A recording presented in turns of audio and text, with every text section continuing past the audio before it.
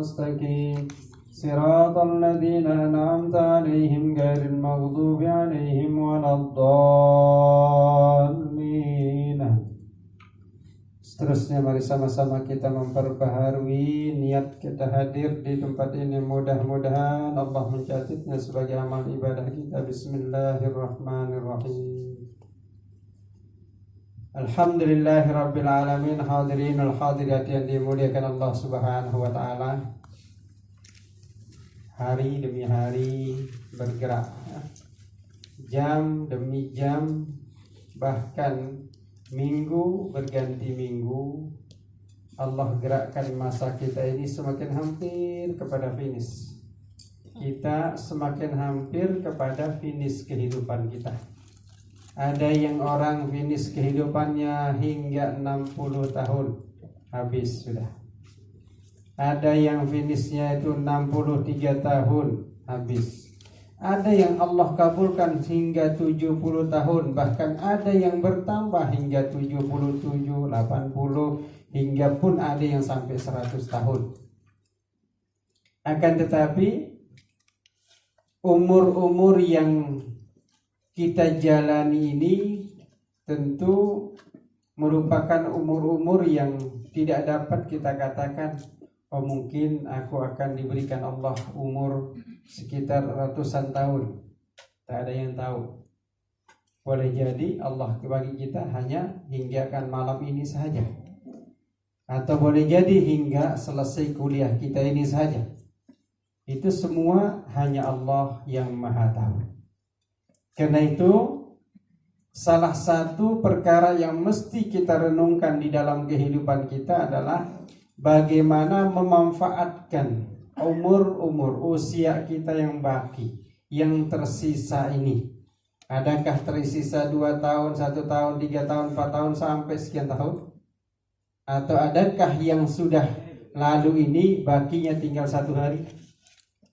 Nah, Rasulullah SAW menggariskan, memberikan contoh suri tauladan bagaimana kita memanfaatkan umur yang tersisa yang baki pada diri kita. Kata Rasulullah, maka orang yang sadar akan kehidupannya tidak akan kekal di dunia ini, ia tidak akan pernah mensia-siakan masa yang ia miliki. Ia tidak akan pernah mensia-siakan waktu sihat yang ia miliki. Maka Rasulullah SAW dalam hadis mengatakan, mungkin kita sudah hafal semua, igtanim khamsan qabla khamsin. Manfaatkan 5 perkara sebelum datang 5 perkara. Hayataka qabla mautika. Kehidupanmu yang saat ini kita ada di dalamnya sebelum datang kematianmu. Sehataka qabla maradika usakamika. Kesehatan yang engkau rasakan saat ini, manfaatkan dengan baik sebelum masa sakitmu tiba. Karena boleh jadi kita sakit, tiba-tiba Allah bagi tuh. Tidak ada yang paham bila kita sakit. Boleh jadi sakit kita sakit biasa, atau sakit yang memang menghantarkan kita kepada kematian. La na'rif. Lalu kemudian ghinaka qabla fakrika. Kayamu sebelum fakirmu. Allah bagi kita kaya, maknanya jangan artikan kekayaan itu dengan banyaknya kereta yang ada di parking tempat kereta kita. Jangan artikan kekayaan itu dengan rumah besar yang kita miliki. Jangan artikan kekayaan itu dengan anak-anak kita yang sudah berjaya. Jangan artikan kekayaan itu dengan memiliki istri maupun suami. Jangan artikan kekayaan itu hanya orang yang memiliki kekayaan semata. Akan tetapi kulluna ghaniyun, semua kita ini kaya. Kekayaan yang sejati adalah ghinan nafs, yang kita rasa puas, rasa senang, rasa bahagia dalam hati. Itulah kekayaan sesungguhnya.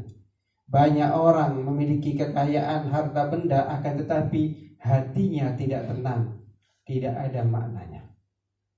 Jangan kira orang-orang yang tubuh badannya lengkap sehat seperti kita ini, itu saja gambaran kita menjadi orang hebat. Nah, kita sudah saksikan 2 malam lalu ada manusia, insan spesial, insan yang istimewa Allah datangkan ke negara kita Brunei Darussalam. 2 manusia, 2 insan yang istimewa, Naja dan Kaila. Naja itu seperti yang kita dengar semua, seperti kita saksikan. Allah sudah bagi seperti itu kondisinya. Akan tetapi Allah bagi peluang yang sangat dahsyat memahami Al-Quran. Coba, siapa yang dapat di antara kita? Kita sehat, tubuh badan kita oke semua. Adakah kita sudah menghafaz Al-Quran seperti Naja? Jawabannya belum. Bayangkan. Beliau ditanya dari depan, belakang, samping, kiri, kanan, bawah, atas, semua jawab semua. Bahkan tidak setakat huruf Qur'annya, bahkan makna-maknanya pun ia hafaz. Mungkin di antara kita ada yang menghafaz Qur'annya Qul huwallahu ahad. Tahukah apa makna dari Qul huwallahu ahad? Kita tahu maknanya, kita ada yang paham. Ada yang paham antara kita menghafaz maknanya. Tahukah kalimat-kalimatnya? Kita tahu, paham makna kalimatnya. Tahukah baris keberapa tuh surah-surah itu? Ayat keberapa? Tadi tak. Mungkin sebahagian kita tahu. Tapi surah-surah tertentu. Tidak seperti anak kita Naja. Masya Allah. 12 tahun. Allah kurniakan begitu kehebatannya. Dan saya turut berbangga. Rasanya bahagia sekali. Karena secara kebetulan kelahiran beliau dengan saya berada di Pulau Lombok, sama-sama di Pulau Lombok. Itu turut merasa bahagia dan gembira. Tapi sebenarnya itu Allah perlihatkan. Allah gerakkan hati kerajaan kita Brunei Darussalam untuk memanggil, mendatangkannya ke Brunei Darussalam agar kita merasakan betapa hebatnya Allah. Agar kita tidak merasa bahwa kita ini menjadi orang yang hebat, padahal kita sungguhnya tidak hebat. Allah yang maha hebat. Allah tunjukkan. Lihat Kaila dengan suara yang begitu dia mengaji, Masya Allah. Siapa yang tidak terenyuh sedih hatinya mendengar suaranya Kaila? Semua kita akan merasakan semua, ya Allah ya Rabb, keindahan suara Allah yang bagi itu semua. Nah, jadi bagaimana kita supaya ketenangan inilah yang kita cari? Saya kira kita semua datang ke tempat ini sekarang, kita ingin ketenangan, lulus, ya kan? Kita sudah oke di rumah, malam Ahad, malam Minggu. Kalau bahasa Indonesia itu malam mingguan. Malam mingguan adalah malam-malam yang happy, yang santai, yang pergi kemana-mana. Kita berada di Dewan Taklim, tersekat dengan dinding-dinding. Apa yang kita cari? Rasa bahagia. Lalu kalau sudah kita rasakan kebahagiaan itu saat kita bersama seperti ini, la tatrukha, katanya, jangan engkau tinggalkan. Jika kita sudah merasa dalam satu majlis kita merasa happy, bahagia, jangan pernah tinggalkan itu. Karena Allah menggaranti dalam hadis kursi mengatakan begini, la tuhawwil qalbaka anni fa in hawwaltahu akhzulka wa la ansuruk. Ya Allah ya Rabb, jangan pernah pindahkan channel hati kita yang sudah terhubung dengan Allah. Sekarang ini kita sedang terhubung dengan Allah. Dengan datang ke tempat ini artinya hati kita sudah terhubung, terkonek dengan Allah. Jangan pindahkan, jangan berhenti datang ke tempat-tempat yang kita rasa tenang. Juga ketika kita membaca Al-Quran, baca Quran, ada satu ayat atau satu surat yang membuat kita menangis, mengeluarkan air mata saat membacanya. La tatrukha, jangan tinggalkan kalimat itu. Contoh, ketika ada orang yang membaca Bismillahirrahmanirrahim surah Al-Fatihah, menangis dia. Jika ada rasa kita sedih, menangis, mengeluarkan air mata membaca suratul Fatihah, maka amalkan Fatihah itu. Allah sudah gerakkan hatimu untuk mengamalkannya. Sehingga orang yang keluar air matanya karena ia membaca kalamullah, ini garanti haram mata kita ini masuk ke dalam neraka. Maknanya min dzikril ainain, dua mata yang disebutkan dalam hadis yang diharamkan Allah masuk neraka, yang dimaksudkan haram seluruh tubuh badan kita akan disedot neraka. Jadi kalau ada ayat atau surat dalam Al-Quran yang kita baca, lalu ada rasa sedih kita mengeluarkan air mata ketika membaca itu, jangan tinggalkan surah atau ayat itu, terus amalkan. Karena itulah Allah bagi kita. Allah berikan hidayah di dalam itu. Maka kata Rasulullah SAW, sesungguhnya yang paling mudah mengeluarkan air mata ketika membaca Al-Quran itu ada dalam surah Yusuf. Surah Yusuf 111 ayat tuh. Kalau kita baca surah Yusuf, tentu maknanya usahakan kita memahami kisah dari Nabi Yusuf. Bayangkan kisah Nabi Yusuf, ya Allah ya Rabb, begitu menderitanya beliau jadi seorang nabi yang handsome. Bukan hanya handsome di dunia, pula di akhirat. Itu kita harapkan. Jadi ketika kita sudah merasa tenang bersama dengan kawan kita. Nih, saya selalu kembangkan ya pengetahuan dari kitab Tauhid, saya kembangkan. Ketika sekarang kita sudah merasa bahagia dengan partner kita bersama, suami dengan suami kita rasa bahagia, dengan istri kita rasa tenang, dengan kawan kita rasa tenang, jangan tinggalkan suamimu itu, jangan tinggalkan istrimu itu, karena itulah Allah pasangkan kita untuk saling melengkapi. Ada orang mengatakan, ya, kita mencari yang sempurna. Jangan kau katakan itu. Semua manusia tak ada yang sempurna. Allah pasangkan kita dengan istri kita yang tidak sempurna karena kita memang tidak sempurna. Ketidaksempurnaan itu digabung menjadi satu, akhirnya menjadi sempurna. Itulah fungsi kita saling bersama. Jangan pernah mencari orang sempurna karena kita tidak akan pernah dapatkan. Siapapun sampai dari ujung timur ke barat kita cari orang sempurna, tidak akan kita dapatkan. Karena memang Allah tidak menciptakan manusia sempurna. Allah menciptakan manusia, di dalamnya ada dha'fa, ada kekurangan, kelemahan, sehingga dha'fa, kelemahan ini bergabung jadi satu, timbul menjadi kekuatan. Itu rahasianya Allah menciptakan kita sama. Baik, ini mukadimahnya. Mukadimah sudah panjang juga. Kita teruskan sekarang. Al-mutaba'atu takunu fil aqwali wal afal. Mengikut Nabi sallallahu alaihi wasallam itu akan dilihat dari dua perkara. Aqwal, ucapan-ucapan kita. Jadi kalau Nabi berbicara, beliau tidak pernah mengucapkan kalimatun khabithah, kalimat-kalimat yang jelek, yang rosak, yang tidak ada makna. Selalu apa yang beliau ucapkan sesuatu yang memiliki makna. Jadi artinya apa? Usahakan kalimat yang terkeluar dari mulut kita itu minimal jangan sampai membuat orang lain sakit dalam hatinya. Kalau kita sebagai seorang suami, jaga lisan kita agar istri kita tidak sakit mendengar kalimat yang keluar dari kita. Jika kita seorang istri, jaga kalimat yang keluar dari mulut kita sehingga suami kita tidak merasa tersinggung dan bersedih. Ini artinya apa? Mengikuti Rasulullah SAW itu dengan ucapan, maka ucapan Rasul sentiasa ucapan kalimat yang baik, kalimat thayyibah. Di antara kalimat thayyibah yang sentiasa Rasulullah SAW ucapkan itu apa? La ilaha illallah. Kalimat ini adalah kalimat yang sangat dahsyat, yang menjadikan Sayyidina Bilal bersedia disiksa di tengah padang pasir yang panas, memperjuangkan, mempertahankan kalimat la ilaha illallah. Menjadikan Ammar bin Yasir melihat di hadapan matanya ibundanya, lalu kemudian ditusuk oleh panah. Oleh siapa? Oleh Muawiyah. Melihat abahnya, bapaknya Ammar bin Yasir ini disiksa bapaknya di hadapan matanya. Kalimat la ilaha illallah.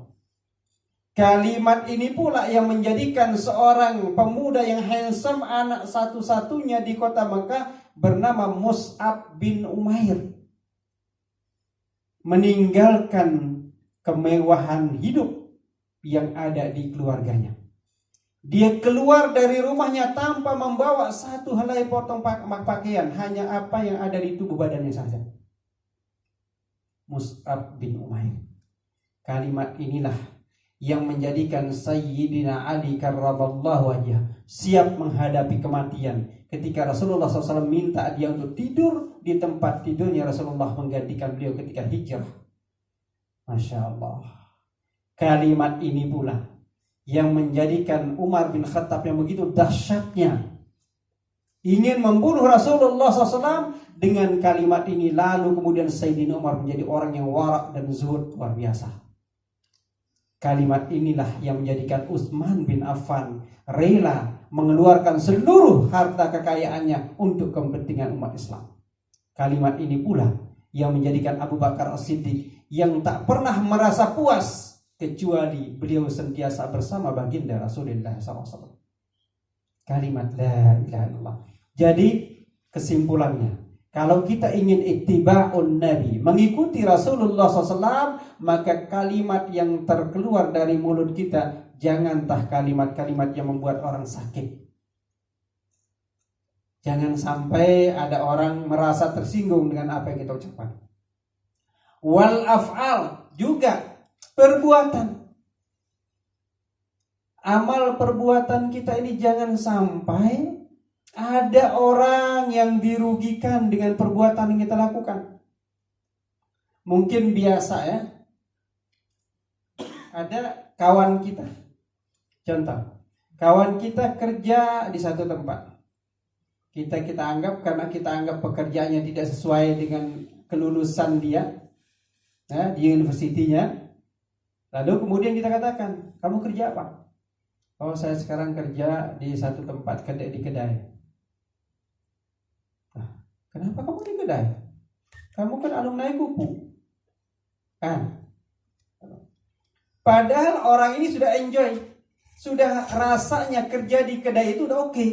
Karena ada penghasilan, halal, thayyib. Dengan kalimat yang keluar dari mulut kita mengatakan, kenapa kau kerja di kedai? Kamu adalah alumni kupu. Ia merasa tidak nyaman. Lalu karena ia tidak nyaman, kerjanya kurang bagus. Karena kerjanya yang kurang bagus, kemudian akhirnya diberhentikan oleh big bossnya. Apa yang terjadi? Kawan kita yang tadi happy menjadi tidak happy. Kenapa? Omongan, ucapan yang kita keluarkan. Jadi jangan pernah mengucapkan satu kalimat yang membuat orang lain itu kemudian menjadi bersedih. Cara Rasulullah SAW. Demikian pula dengan perbuatan beliau. Nah, di antara amalan, ucapan dan perbuatan itu ada 4 perkara yang perlu dilihat sini. Yang pertama adalah al-qana'atu bima razaqakallahu ta'ala. Merasakan cukup dengan apa yang telah diberikan, dirizkikan Allah Subhanahu wa ta'ala. Ini masalah kita. Masalah manusia terbesar adalah masalah kepuasan. Aristoteles sebelum Islam, sebelum baginda Rasulullah SAW ada Aristotelian di zaman Yunani kuno. Ia adalah seorang filosof. Lalu beliau katakan begini, kalau kita sudah merasakan satu kesempurnaan, pastilah kita akan mencari kesempurnaan yang lain. Artinya apa? Kesempurnaan yang kita rasakan saat ini belum sempurna, maka perlu mencari kesempurnaan lagi. Beliau gambarkan dalam satu gambar. Jadi satu lelaki pemuda berada di dalam satu bilik yang begitu indah biliknya, ada katil yang begitu indahnya, lalu ada seorang perempuan yang sedang tertidur di katil itu. Lelaki ini kakinya satu ditaruh ada di atas katil, yang satu lagi di bawah. Apa yang ingin digambarkan oleh Aristoteles? Beliau ingin menggambarkan betapa kepuasan itu kalau sudah dirasakan puas, rasa nyaman, pasti ia akan mencari kepuasan, kenyamanan yang lain. Mahua, apa itu kepuasan yang sesungguhnya sejati yang kita cari? Ada yang tahu? Hah? Apa kepuasan yang kita cari sebenarnya? Ada yang tahu? Ketenangan. Ya. Sehebat apapun kita, kalau hati tidak tenang, tidak ada maknanya. Kita katakan, dan ketenangan ini selalu kita gambarkan, kita khayalkan. Aku akan merasa tenang jika sudah memiliki si dia. Ini kalau pemuda nih, remaja-remaji, pemuda-pemudi ini, dikatakan aku akan merasa tenang kalau sudah memiliki si dia. Gambarannya, wan saja berkahwin, tenang 1, 2, 3 hari, bahkan 1, 2 bulan. Selepas itu gelisah. Apa artinya? Artinya bahwa ia tidak mensyukuri apa yang telah diberi. Jadi ketenangan ini, kata Aristoteles, mengatakan bahwa al-haqiqatu fis sa'adah, hakikat kebahagiaan ketenangan itu adalah antasy'ura lika rabbik. Bayangkan, engkau merasakan berjumpa dengan Tuhanmu, itulah kebahagiaanmu yang sesungguhnya. Bagaimana cara kita berjumpa dengan Tuhan padahal kita sekarang berada di dunia ini? Rasakan bahwa Allah hadir di semua momentum kita. Rasakan bahwa Allah hadir di semua ibadah kita. Rasakan bahwa Allah hadir di tempat-tempat yang kita takut, sehingga tidak menjadi takut. Cara happy, cara bahagia. Nah, bagaimana cara merasakan? Kita tidak akan mudah merasakan itu, kecuali kalau kita riyadhah. Riyadhah maknanya latihan, terus latihan. Jadi ketika kita zikir, maka masukkan unsur ketuhanan dalam zikir kita. La ilaha illallah. Jadi kalimat ini masuk keluar dari lisan kita, ada dalam hati. Jangan sampai ini hanya ucapan verbal saja. Berapapun kalimat kita ucapkan kalimat ini, ribuan kali kita ucapkan, la tata'assar biha, akan tetapi hatimu tidak terpengaruh dengan kalimat ini, maka jangan pernah salahkan dirimu, salahkan bagaimana kita tidak merasapi menghayatinya. Jadi kalimat ini perlu dihayati, perlu dimaknai. Kalau kita mengikuti titah Baginda Sultan pada malam malam akhir bacaan Quran dewasa sebakan, apa titah beliau? Yang terakhir sekali kalimatnya menarik sekali. Quran ini tidak hanya kita baca saja, jangan berhenti pada bacaan. Tapi bagi dia, bawa dia kemanapun kita berada, Quran bersama kita. Maka temanya apa? Apa temanya? Berteman dengan Quran sepanjang hayat. Masya Allah. Jadi Quran ini jadikan ia kawan kita seperti Sayyidina Utsman bin Affan, la yamsah, tidak pernah menghapuskan tangannya dari Al-Quran, senantiasa baca Quran. Berteman sepanjang hayat tidak lalu berarti hanya qiraah semata. Tidak hanya kita membaca Bismillahirrahmanirrahim, Alhamdulillahi Rabbil Alamin, Ar-Rahmanirrahim, Maliki Yaumiddin, sampai waladhdallin. Bukan setakat itu, tapi hayati. Itulah cara Rasulullah SAW mengajarkan kepada kita, qaulun qasir, ucapan yang ringkas, yang simpel, akan tetapi dakhala fi qulubika, masuk ke dalam hatimu jauh lebih banyak dibandingkan ucapan-ucapan yang beribu-ribu kalimat itu yang tidak masuk dalam diri kita. Jadi kalimat pertama yang mesti kita ikuti adalah baca la ilaha illallah Muhammadur Rasulullah. Kalimat kedua masih ingat apa? Kalimatul istirja, apa itu? Inna lillahi wa inna ilaihi rajiun. Tambah lagi dengan la haula wa la quwwata illa billahil aliyyil. Siapa yang sudah amalkan ini? Tolong amalkan ini. Ini ilmu kalau diamalkan insya Allah masuk dalam hati kita, kita akan tenang. Musuh-musuh kita akan jadi kawan. Musuh Yang membenci kita, kalau kalimat ini diamalkan dengan sebenar-benarnya, musuh tadi yang benci itu akan jadi kawan kita. Gak percaya? Amalkan dulu, baru percaya. Ya.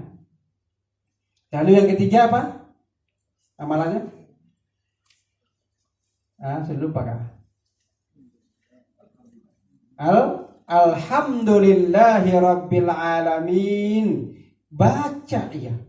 Setiap apapun nikmat, sekecil apapun kita rasakan nikmat itu, la tansa, jangan lupa baca alhamdulillahi Rabbil Alamin. Itu jika direct dari Allah.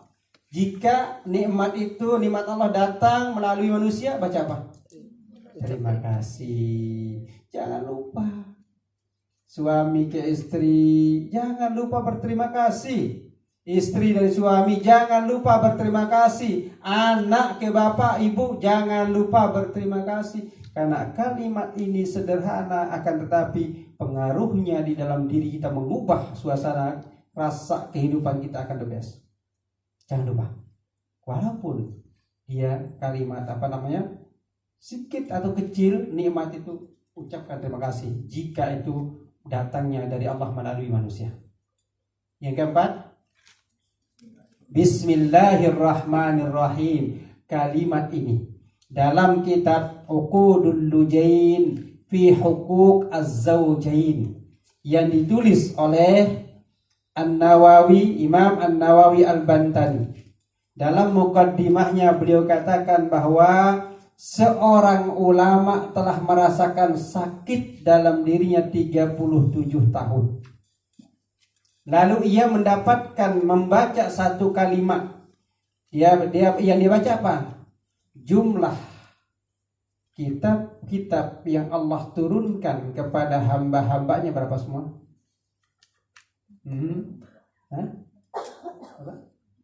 Empat saja. Ya. Sudah pun kita jelaskan. Sudah belum nih? Belum, sudah. Berapa kalau sudah? 9. Berarti belum. Kalau sudah, kenapa semua lupa? Taklah semua lupa. Mau? Tapi sudah rasanya di awal perjumpaan kita di sana.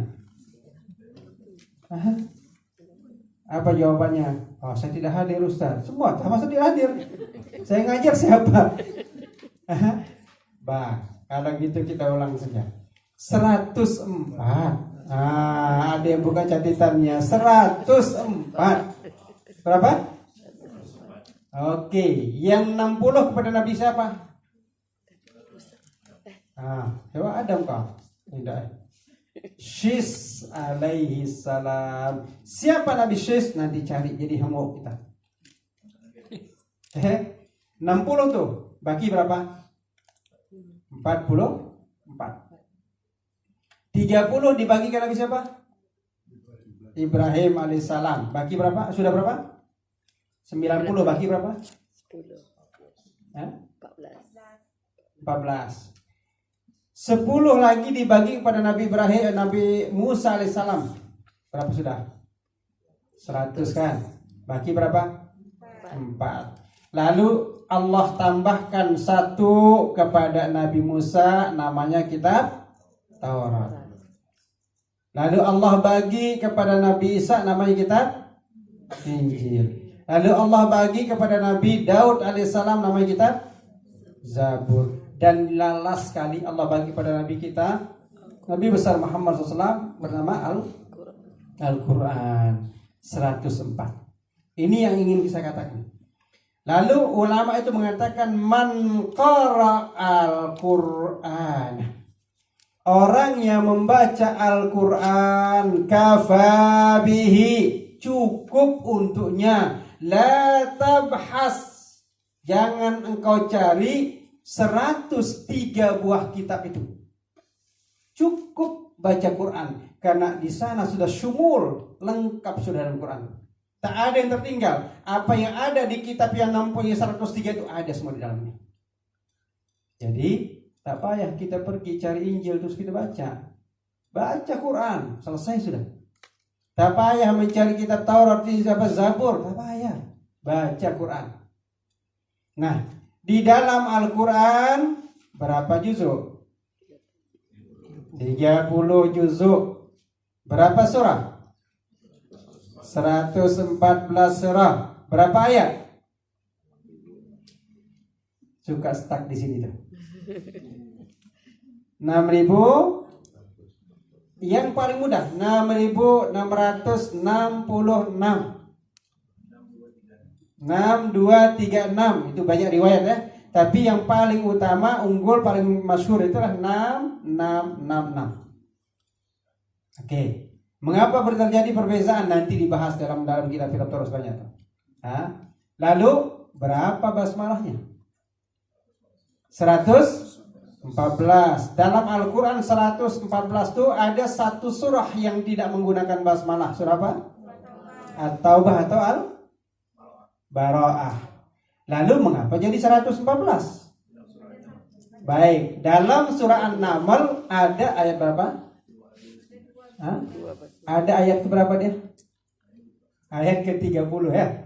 Ayat ke-30 ada basmalah juga. Di awal surah An-Naml bismillahirrahmanirrahim, dan di ayat ke-30 ada basmalah. Innahu min Sulaiman wa innahu bismillahirrahmanirrahim. Masya Allah. 114 basmalah. Apa makna di dalam 100